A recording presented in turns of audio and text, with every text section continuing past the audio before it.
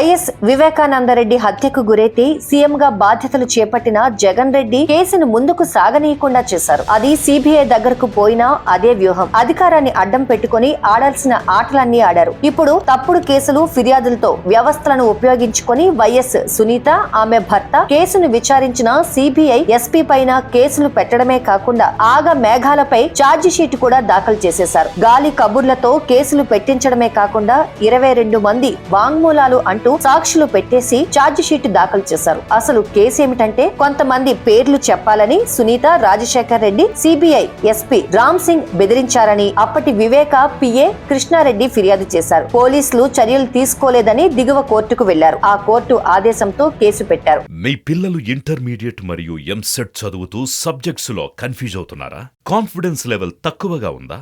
Repeated mistakes చేస్తున్నారా? అయితే మీకోసమే ఉంది Rise app. 1 lakh question bank, performance analysis, online classes by experts, ఇంకా మరెన్నో ఫీచర్స్ తో మీ ముందుకొచ్చింది రైజ్ ద పర్ఫెక్ట్ గైడ్.